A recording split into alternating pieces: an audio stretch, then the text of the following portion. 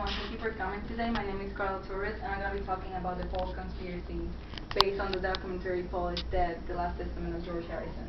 The Beatles were a pretty famous band, English band in the 60s, and there were George Harrison, the lead guitar, Paul McCartney, the bass guitar, Ringo Starr, the drummer, and John Lennon, the rhythm guitar.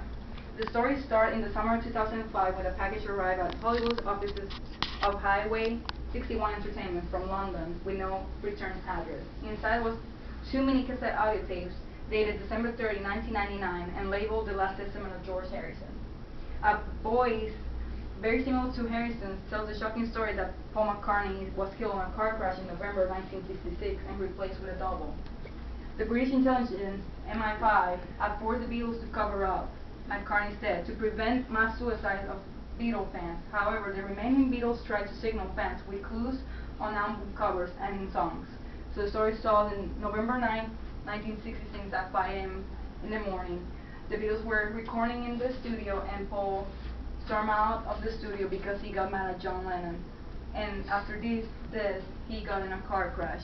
MI5 Secret Service main Maxwell came and told the Beatles that Paul McCartney was dead.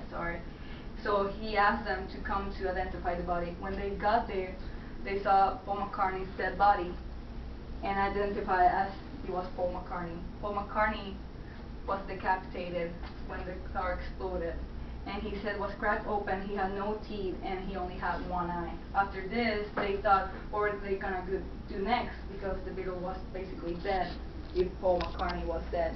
So Maxwell told them that they can keep it a secret because if they tell everyone that Paul was dead, everyone's gonna commit suicide, like fans and stuff. So they keep it a secret, so they looked for a double, and the winner was William Campbell, and he was American. After this, he went through a lot of surgeries to look more like Paul McCartney, and he went to speech therapy to have his accent.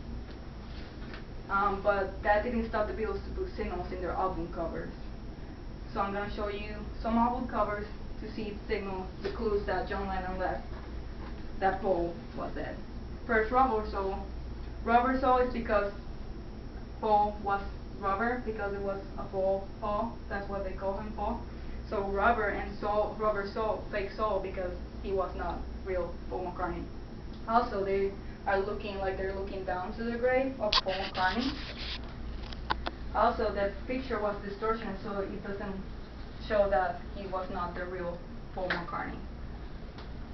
The next one was Yesterday and Today, but there was this one first. They put this one first.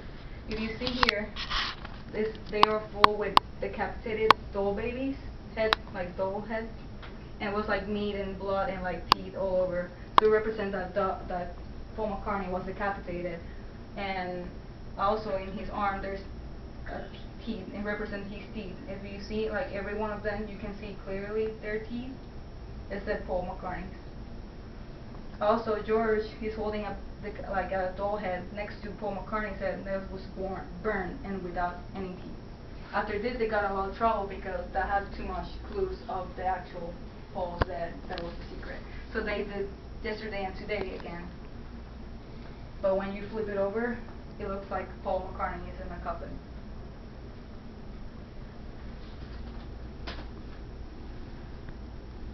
So next, we have Sgt. Pepper's Lonely Hearts Club Band. In this one, this represents a funeral. Everyone's at a funeral and they're at the graveyard, if you see here.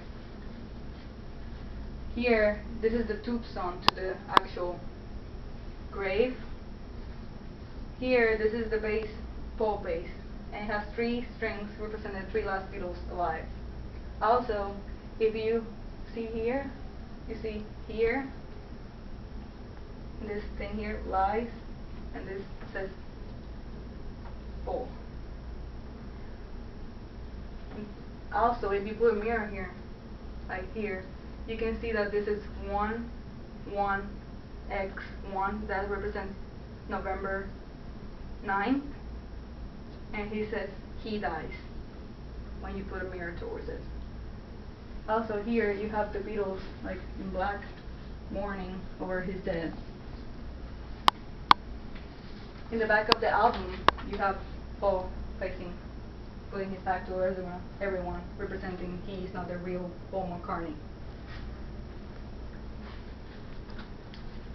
Inside, you can see that Paul McCartney's little badge in his left arm. It says OPD, represents officially pronounced death.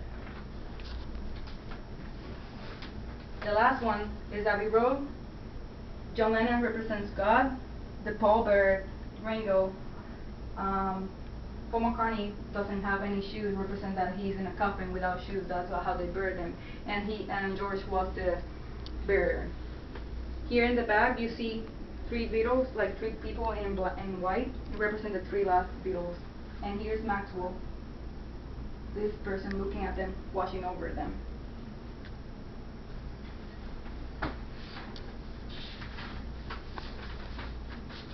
So basically, many believe in this, and some people don't believe in this. So I think this is just some struggling thought about me. He might be dead, he might not be dead. But with all this information, most of us think that he is really dead. So what do you guys think?